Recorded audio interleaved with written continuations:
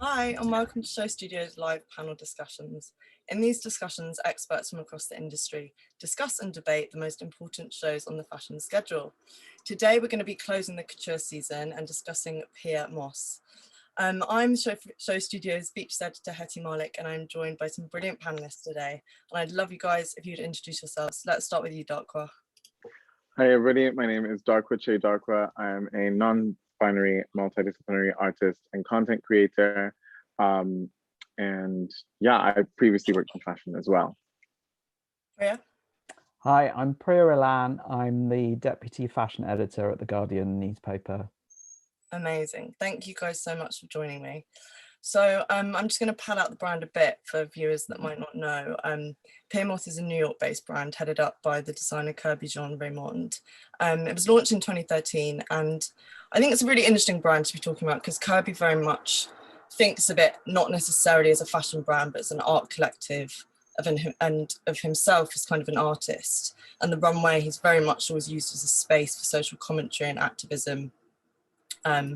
And before we go into the show, I want to talk a bit about the buzz around the brand. Last year, he was the American Menswear Designer of the Year, CFDA. After several seasons of collaborating, he's now heading up Reebok as their global creative director. So yeah, I want to start by talking about why we think there's such a buzz around what Pyer Moss has been doing in fashion up until this point. Priya, let's start with you. What do you think? I do think that after the murder of George Floyd and it affecting everybody and fashion brands too, I think fashion having a political statement or couture and ready to wear that has a statement is sort of really, really important. And I think because they haven't had a show since September 2019, them coming back with a show that was so steeped in meaning, it just felt so timely and now and important. And I can't think of any other brand that speaks to this moment right now. Darkwah, what do you feel about the brand? What are you excited about Pyer Moss? I agree with what Priya said. I think that if there's not a kind of political feeling or energy in and around your life, then I think you're very much out of touch with everything that's going on at the minute. And as Priya said, it feels now, which is why I can understand the buzz, and that's why I'm excited about the brand. But I think more than it just feeling now, it feels authentic to the Black experience. Because so much of the conversations that we're having around Black and POC experiences around the world are conversations that we as Black and POC people are involved in, but not necessarily are the ones that are driving the conversation, because we're being asked to do the work as opposed to just actually leading, and just being like, okay, this is it, and so that's it. We don't need to explain it, like this is actually how it is. Because currently we are in a time where we need to be listening more. Well, people who are not Black and POC need to be listening more. So being asked to do the work and having other brands do that, in collaborating with other people, etc., is it's authentic, but it's less authentic than a Black voice talking about Black experience from their perspective, which is what Kerby Jean-Raymond does so well. It is real, and not only is it real in all of the popularized and commodified and commercialized and widely known negatives, but it's also real in the Black joy and the positives. And I think that's where Kerby Jean-Raymond really captures everyone's excitement and imagination, because he's giving a full experience, a nuanced experience, a realized experience. Definitely. I think something you mentioned there about the Black voice, and what's really interesting and important about what we're going to be discussing today is this collection being on the couture schedule, and couture giving a Black designer a voice. This is the first time, kind of extraordinarily, but also not surprisingly, kind of with how I've been looking at the industry this year, that it's the first time that a Black designer has actually been invited by the French governing fashion body to show as part of the Haute Couture schedule, which they actually extended from last week to Saturday afternoon because the show itself had to be delayed. It was originally meant to be hosted on Thursday evening. If you were also watching the live stream, you would have seen that absolutely horrendous torrential rain from Tropical Storm Elsa, which made the outdoor show kind of impossible to hold.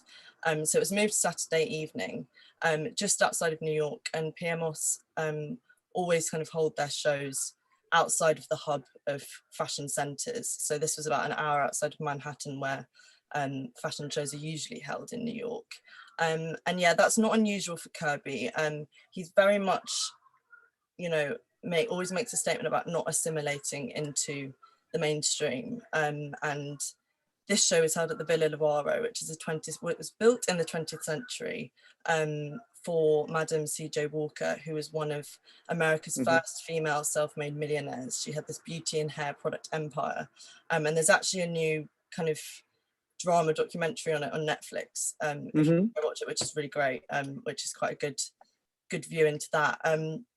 But it was also a really amazing place because her daughter, throughout the Harlem Renaissance, then held kind of literary salons. It was a hub for activism. People like W.E. Du Bois collected there. So it's a kind of comes with a lot of cultural significance, which isn't unusual for Kerby to do. Unfortunately, we were meant to have someone who was at the show join us, but they couldn't join. But I felt personally that even watching the live stream, you could sense the atmosphere and the support for Kerby. As I said, even in this torrential rain, guests were sitting there under their umbrellas and they weren't leaving. They were there to support him. They weren't rushing off. They came back on Saturday evening. What did you guys feel watching both the live streams? I mean, I was so pleased that the sun actually came out for Kerby on Saturday. Darkwah, let's start with you. I felt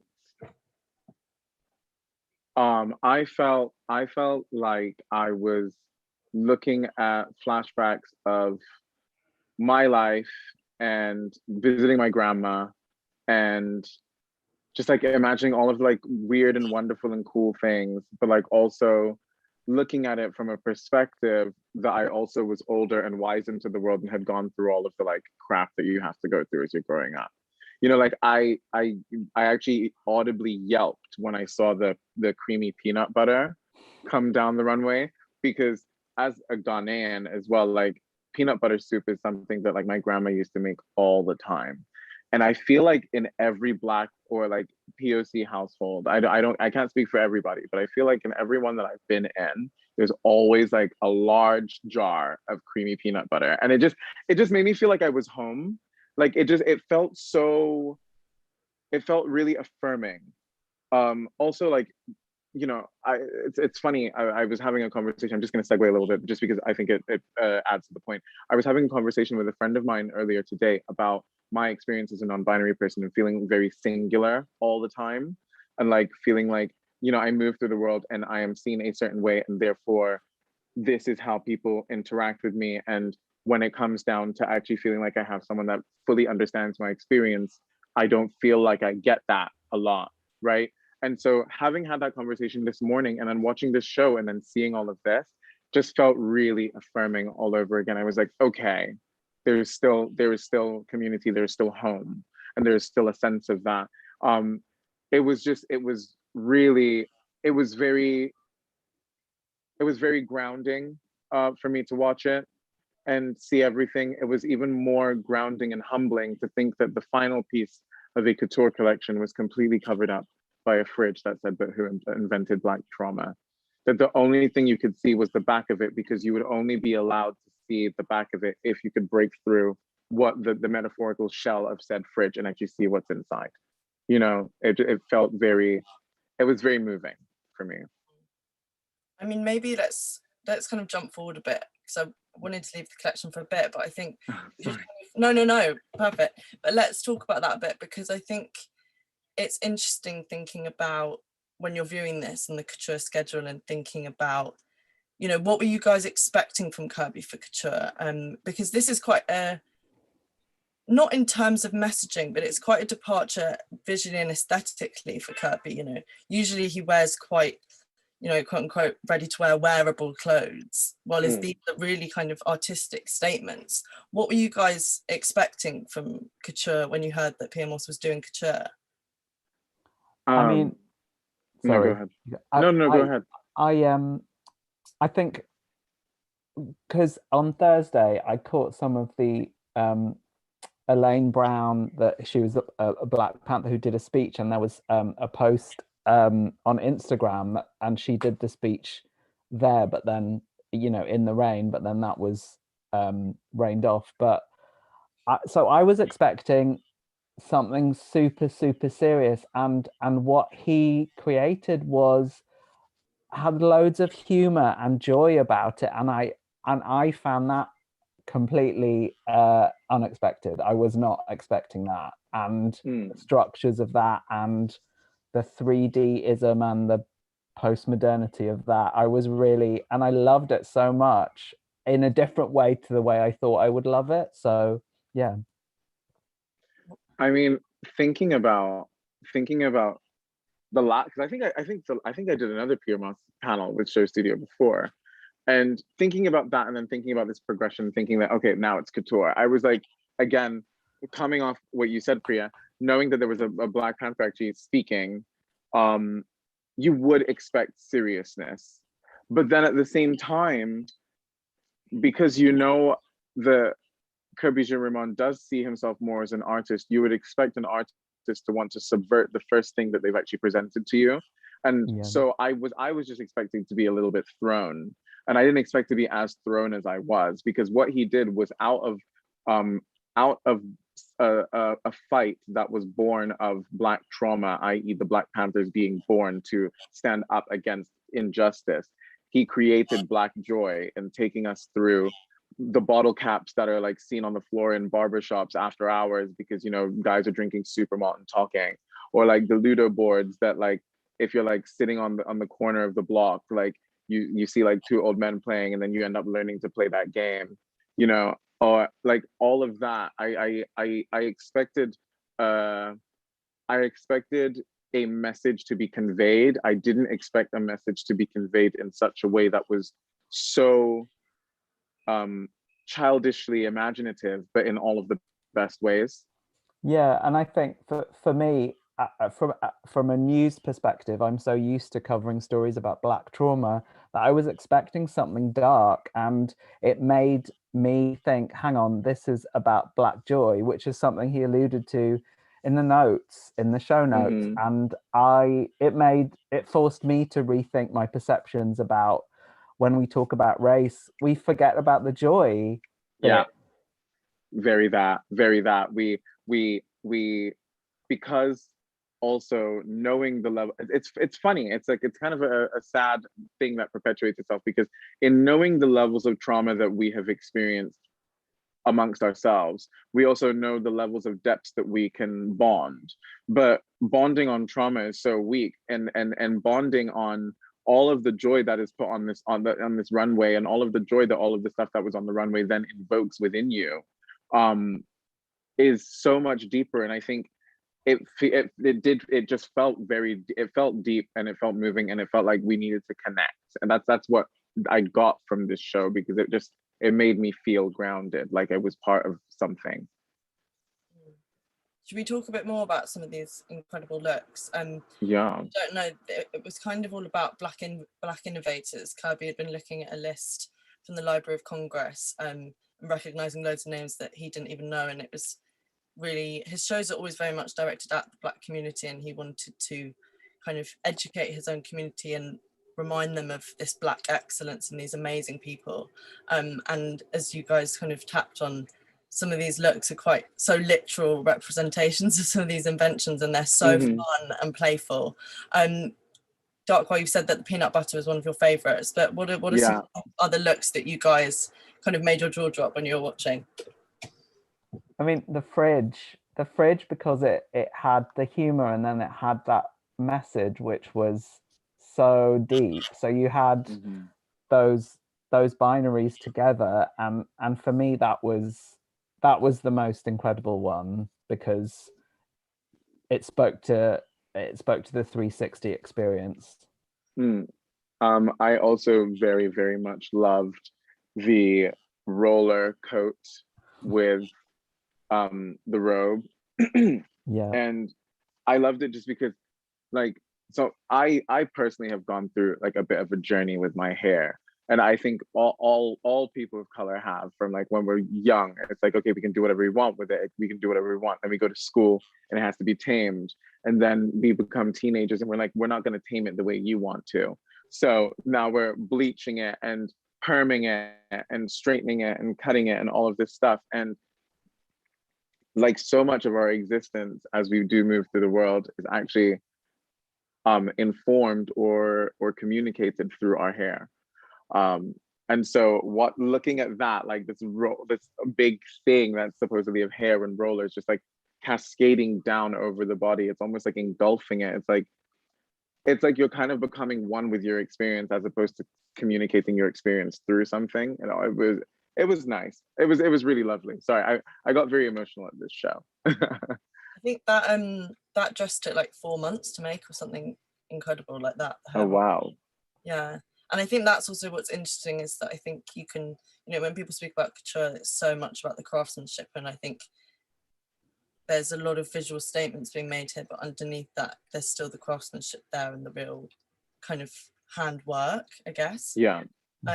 Priya, is there, what other looks kind of caught your eye that you liked? The fire escape, the way that cascaded, but also the way sort of separately there was a headpiece attached to it. It was so skillfully done, and he was sort of making a comment about the innovators, but also about how sort of the everyday seeps into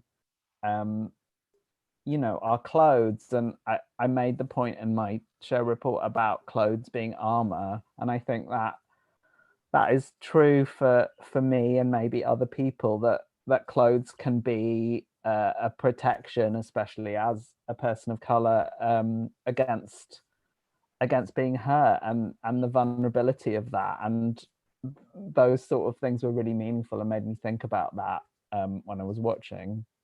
Priya, I read your piece on it, and you were talking about, you picked up on something that I think quite a lot of people could see visually as everything came down the runway, which is this kind of legacy of Black camp, that visual reference kind of to Patrick Kelly as well. Could you talk a bit about that for viewers that might not know?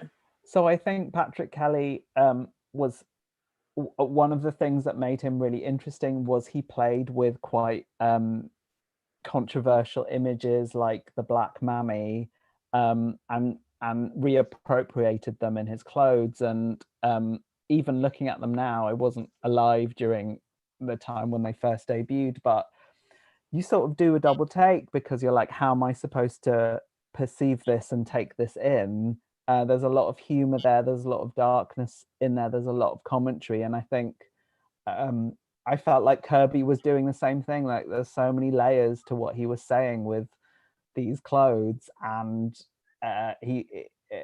it's like, you need a moment, you need a hot moment to take it all in, because it was so clever. And it made me think of Patrick Kelly as well, because he was, you know, made it in Paris as well. So that was also a link in my head. Darkwah, what did you feel about that kind of aspect of the collection, talking a bit more about that campness? I mean, I love a bit of campery, but I can't speak to it from an historic standpoint, because I am still learning about Black camp. So I'm definitely going to be looking up what we've just spoken about. But from the aspect of just like growing up Black, that campness is seen in family events like christenings and birthday parties, and you know, all of this whimsical fun, this energy. And I think it was perfectly encapsulated within the collection. I think that's as much as I can say to that. Yeah. And I mean, I really feel like couture's given him this space to expand more into this human fantasy, which I read in an interview, he was saying he felt he hasn't had the space to do before. Why do you guys feel like couture was the right space to do this, and perhaps rather than, you know, doing it as his next ready-to-wear collection? I think that couture was the right space to do this, because it is the exact space that it needs to be seen in. you know, the fact that we even start by making it a big deal that he's been invited and he's one of the first Black or one of the only Black people to be invited by that's a problem, and that needs to be fixed. And so the only way that's going to be fixed is also if someone, when you get to the table, says, hi, thanks for inviting me, I'm about to dismantle this because it's wrong. And that's really ultimately why this is the only space that it should have been done, because we do this on the daily, existing in the fullness of your Blackness, your queerness, your feminist, whatever. You do it on the daily, right?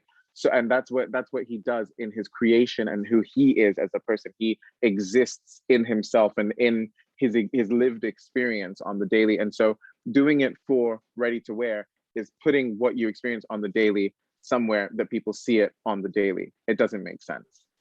What needs to happen is actually you put it on a wider stage, a broader stage. And when everyone is outraged that they can't see the clothes and they're asking why you didn't show them, you're then telling them because you don't deserve to see the clothes because you have not seen or recognized so many before us, before me, before this. And so what needs to happen is that needs to change. I'm not saying that that was his exact thought process or his words, but that's what I understood from it. Mm. Priya, what did you think about that, not going to Paris, having this in New York, showing on the couture schedule? Well, just touching on something that Darkwah said, I think it's just the sort of normalization of this is crazy when you consider it has been, I think it was 47 years, and you're like that you do like the head exploding emoji. It's just like that, and that brings in bigger questions about the fashion industry. It has to, and yes, this show was incredible, but can we just have some boring shows by some designers of color too, so it just becomes normal? Not every show has to be this amazing. They can be great, they can be good, they can be bad. It just needs to be more normal, and we need to have more conversations about why the fashion industry is so slow at making it normal. I would like to pick you up on use of the word normal, just because I was listening to a friend, Chloe Davies, speak. She's a diversity and inclusion consultant, and she actually said that even the use of the word normal actively others everything else, rather than being normal, which is to say that we should sit within certain parameters. It should be usualized. Blackness in all its forms should be usualized. The Black experience and speaking about the Black experience should be usualized. Black designers showing it in Couture Week should be usualized. It should be the usual, because normal is what got us here, that we're now going to make that normal. But then in 20 years time, we're probably going to be talking about, you know, Polynesian designers showing on, you know, in Couture Week. And we don't want that. We don't want to be going through this cycle endlessly. Let's usualize it. Usualize all of our existences. I mean, do you guys feel, because as I mentioned earlier, Kerby's very much, you know, always making a statement that we should really listen to about not assimilating into the systems that already exist. And Elan's speech at the beginning was very much about, you know, deconstructing existing systems and rebuilding them as we want to see them. Do you guys feel like showing in New York, away from Paris, on the couture schedule, is kind of making a statement about, you know, Kerby isn't, you know, he's a part of the couture schedule, but he's also resisting that system and doing his own thing and saying, let's build it on our own. What are you guys, I'm just interested to see what you guys think about that. Because this was also his first show with, he started an organization with Kering called Your Friends in New York, which is like going to be a platform to support young innovators. And this was, I noticed it was the first show that kind of has come under that banner. So it's interesting that he's kind of partnered with this luxury conglomerate and kind of maybe has that power to impact some even more kind of higher up change. What do you guys think about that? Let's start with you, Priya. I mean, I love that. Anything that sort of, you know, the word disruption was used a lot, and disrupting the system, but anything that disrupts the system, which, as we said, needs to be disrupted, is great. And getting his own agency and using that money to create something that he can control and utilize is brilliant, I think. definitely. I agree. I think we have, in since the murder of George Floyd, we have, as a community, not just the Black community, but people of color, we've all kind of come and been like, wait, hold on a second, we could do this, right? And so it's about getting your foot in the door, holding the door open as much as you possibly can, so you can get as many other people into other doors, so they can also open the door as well. And that's not to perpetuate the success of only one group of people. It's so if we eat, if I eat, you eat, we all eat. That's what that is. And I think it's really beautiful. I'm very, very happy to hear about, your friends in New York and what he's doing there. I think in him not going to Paris to show, I mean, one, I think, we're still in the pandemic. So I think that's an aspect of it. But outside of that, I think it's a statement to say, regardless of whether I'm on your stage or I'm at my stage showing for your stage, I'm still just as good. We're still just as good, even if we're not in Paris. We're still just as good. So thank you for the invite, but I'll be showing from here. Let's talk a bit more go back to the venue that I mentioned, Madam Walker's house. How did you guys feel about that venue? Because that was kind of teased before the show. What kind of hints did that give you? I mean, we've given a lot away about the collection already anyway, and about the big themes. But what was that kind of, how did you guys feel about a show setting like this? It's quite an unusual fashion show setting. Priya, what did you think? I thought it would be a show about hair, about natural hair, and then of course afterwards it made total sense. I mean, she was the first female millionaire or something like that, and self-made millionaire. Yeah, self-made millionaire, and so it totally chimed with the theme of Black innovators, but also, like, on Thursday when I was watching the people arrive in the rain, I got like that film Daughters of the Dust, which was influenced Beyonce's Lemonade, like lots of white, lots of people dressed in white, which also, added another layer to it. So the setting was so like Southern classic in my mind, like Southern hospitality. So all of those things, it's like sort of opening a book and reading it and getting more information. So it was really clever. Darkwah, what did you think about the venue, and then now having seen the collection, how those messages kind of tie together? I'm very lucky to have had parents who made me learn about a lot of like Black self-made millionaires and like Black success stories throughout history.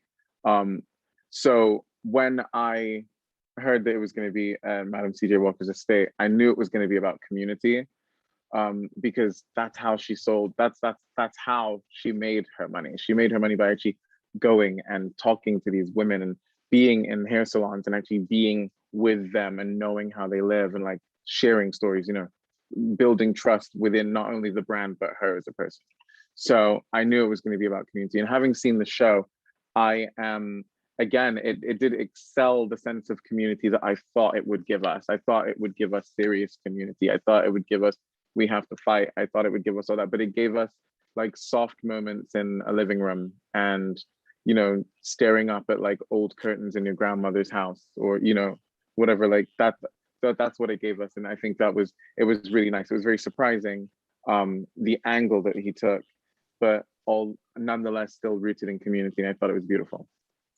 Violet, can we have a look at the collection? Maybe just go through it and have a look at some more of the looks. And pick up on some of those themes that we've just kind of spoken about. Let's get to the top. Yeah, we've got that peanut butter.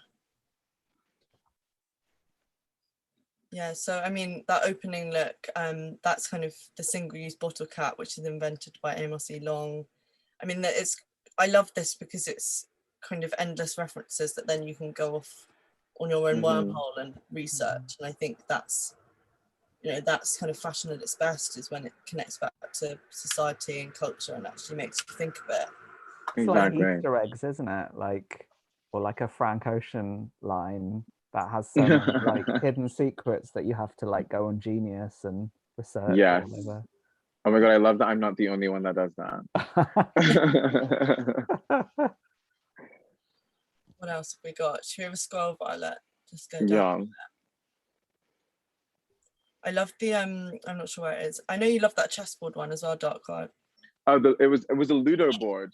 Was it a Ludo board? Tell us more. Yes. Oh my God. Okay, wait. Have you played Ludo before? No, tell me more. You're kidding. Okay, so Ludo, you have 4 camps, and you roll a 6 to come out of the camp, and then you're like going around, and you want to go around the board through everyone's camp, and then get back up and go home. Now, at any point, if someone rolls a 6 and comes out, and then they roll and they can get to the square that you're on, they kick you off, which means you start from the beginning. Now, this is a game that I played with my grandmother, with kids in the neighborhood when I would be in Tema in Ghana. Barbershops, honey, Clapton barbershop right there, just down the road. I've played it there. It's in restaurants, it's everywhere. And it's weird because if you're sitting outside with a Ludo board, someone who knows how to play Ludo will probably want to play you. And it just made me feel so warm because it brought back all of that feeling. It brought back all of that emotion. It was like, oh, okay, like this is home. This is cute. This is nice for me. You know, I hadn't thought about that game in ages. And I was sitting down with my friends, I was looking at it and I was like, oh my God, I don't think I've actually looked at a Ludo board in years. And then I actually went online and bought one because it's one of those things. It just made me feel like home. That's amazing. That's such a lovely feeling to feel when you watch a fashion show. What are some other looks that we liked? The ice cream, Yeah. cream trousers, and that was great. Wait, but were they ice cream trousers though? Because from the back, They have you could cones. see Were they skin. cones? Yeah, I thought they were Oh, I cone didn't boot see them toppers, from the which did back. not make me happy. Right. Like if that was a boot moment, I would have been very there for it. But like, I don't think it was because we have a shoe and we have skin when she turned around. But nonetheless, it was a good look. It was a very good look. I do think he could have gone further with it. I think like, you know, yeah. But then maybe if he gone further with it, it would have been too on the nose. But like in like silk organza moment, like ruched in a kind of like louche, like Vivienne Westwood manner that like created more of a fluffy cone whip kind of thing, that could have been incredible. I you can tell I really looked at everything. The lampshade. Can we talk about the lampshade for a second? Yeah. That's look 23. That's amazing. I mean, it's everything and more to me. I feel that it is, what is it? It's your mom when you're like 3 years old getting dressed up to go out with your dad, and it's like early 90s. So like you're coming off the whole like 80s style, but it's a little bit more sleek. But then it's like the chandelier like madness of all of the crazy hairstyles that you see in black hair salons, and this is the only hat that could possibly fit over the thing that's like sculpted on top of your head. It's so fantastical and artistic and beautiful and luxury, but also luxury that is kind of verging on comedic. It's that camp again, but it's a camp that makes you feel comfortable with the fact that you like it, you know? Was it also like the shade? Right, like that, literally the shade of it all. Literally the shade of it all. Because I mean, can you imagine how audacious the person that wore that look would have to be? Like, I need this in my life, because it's just it really sung in so many different ways to me. It was beautiful. Who can we see on the red carpet in that? Because I can see a moment coming. Who would we like to see on the red carpet? Who would we? I mean, Solange. Yes, that would be good. Yeah, I feel like Solange is definitely, yeah. No, but actually Solange might do the first look, the single-use bottle cap. Yeah, that's a little bit of her. I mean, Erykah Badu. Yes, Erykah Badu actually starred one of his previous shows as well, so that's yes, yeah, it's possible. Let's put it Priya, out in the universe. What look stood out to you? Well, I was gonna sort of talk about the ones I perceived as more serious. So like the hand with the mop and the tent with the American flag, like that, they were both also startling to me, because I felt like they were saying sort of something deeper and darker about America, about America's history in like of servitude and stuff. But I loved how those came up with the more sort of fun looks, you know. It was really clever. Yeah. Did you guys know, did you guys actually, do you watch the show, right? Like you watched the actual, okay, cool. Did you notice that the rap going along, like the singers would actually punctuate the different parts of like the story the whole way through? Oh, wow. No, I didn't make that. No, I didn't. So when the cell phone comes out, so it's the foldable chair and the cell phone and everything, and it's like, I don't know whether it was just in that, because there were a couple of other moments as well where it felt like they were singing to exactly what was happening. Oh, like wow. I distinctly remember they started saying king first, and then I'm the king of the city, and that was like with the mobile phone and the foldable chair and one other piece that came out there, and it's like it's almost like blackness infiltrating different spaces that it didn't move in before. That's what I got from it. Yeah. You know, even putting a choir type, let's say like a male choir with blackness and the orchestra, which you don't typically see together. Like he's actively, consistently subverting any ideas or notions that you may have of blackness and telling you that they're wrong, because black can be anything and can be in any space. What do you think about that? You know, going back to what you said, Priya, about having some more serious looks in here alongside the very joyful ones that we were speaking about earlier, that mixture, that how important do you think having that balance is to the storytelling aspect of what Pyer is doing, and having both those aspects? I guess it's what we were saying before about a 360 experience of someone's lived experience, their actual lives. It's not just, you know, misery and seriousness, it's joy, it's about black joy, which all those things, they were just sort of brimming to the surface in this show, I thought. Darkwah.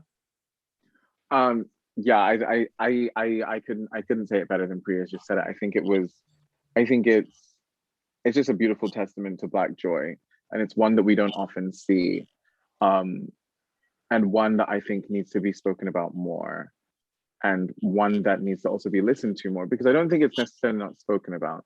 You know, black joy is experienced and it's spoken about, but it's experienced in our own spaces, because black joy can be seen as, you know, jarring to those outside of the community, because it is so unbridled and free, and not in a wild or unmannerly kind of way.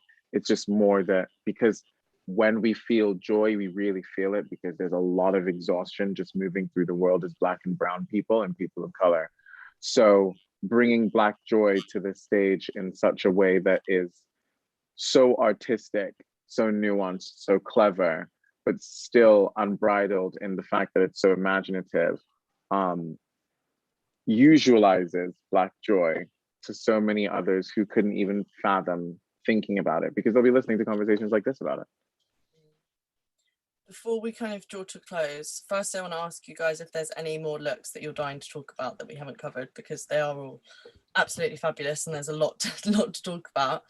Is there any look that you'd like to pick out before I ask my final question of you guys? I mean, the sheer artistry of the foldable chair look, like that was beautiful. Which number is that? Look 20. Oh yeah, look 20. There we go. Like it makes an inanimate object live. It moves around her body in such a way that it's like it feels organic, even though it's like so rigid and immovable, save for like the way that it should move. The way that it's constructed is beautiful. The fact that it goes from this like rigid line from like a neck yoke down into a line, a strap down, but then by the time that it's getting to the bottom, it's like cascading. I think is absolutely stunning. What about you, Priya? I just the whole thing, really. I mean, yeah. Yeah, no, it's just thinking about just, you know, if you can't tell, we do love this and we think it's a brilliant collection. And I want to kind of close thinking ahead to September. Pyer Moss will be returning to the New York schedule for the first time in 2 years. He's also going to be included in the Met's new exhibition, which is called In America, a Lexicon of Fashion. And kind of everything we've been talking about today, I think really shows how important Pyer Moss and Kerby are to not only kind of New York fashion, but the industry as a whole.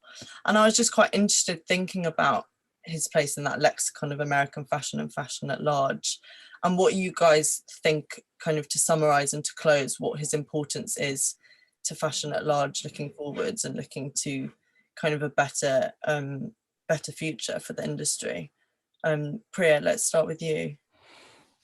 I think, you know, his artistry and his messages, you know, going back to what I said at the very beginning, are so in tune with, I feel like, where we are as people of color in terms of meaningfulness and joy and hope, and taking from that struggle and difficulty and creating something beautiful. That I think he is just sort of, you know, peerless, and he should be the model of what fashion designers are, you know, going forward. It's not a like fusty old you know, thing that's to do with like 50 years ago. It's to do with like what's happening right now. And there's so much energy and intelligence in this collection, and it just makes me, you know, really hopeful about fashion, actually, and how meaningful it could be. Yeah. Darkwah, what do you think? I think big question. It is a big question, but I think it's a really great question. So thank you for asking also. I think that what Pyer Moss and some of the few people that are his peers, Kerby Jean-Raymond and the few people that are his peers, mean to the industry. They mean a continued and developing narrative and understanding of the nuances of the Black and POC existence. I think it means that we are going to continue seeing different iterations of Black joy, Black pain, Black growth, Black sentience, Black love. And I think what it means, especially in the wider industry, is that it will create space for more to exist after, not in the same way, because Kerby Jean-Raymond, every time he has shown, has given us something more and something new. And the reason being, there is a treasure trove of experience that has not been mined by the world yet, because Black voices and POC voices have been silenced for so long. And I think what we're seeing with what he is doing and what others are doing is that we are going to be hearing more of these voices in no uncertain terms, through facilitation by our own as well, you know, through organizations like your friends in New York. And it's very, very exciting, because it means that we're going to have so much more scope for existence, scope for discussion, scope for understanding, and scope for learning, and scope for growth. Well, thank you both so much for joining me and for being so open and sharing kind of your personal opinions on something that's quite close to home, especially. So yeah, thank you all for watching as well. For more extensive Fashion Week coverage, be sure to visit SHOWstudio.com. And if you're watching via SHOWstudio's YouTube channel, be sure to like, comment, and subscribe below, and we will see you next time. Thanks, bye. Thank you so much.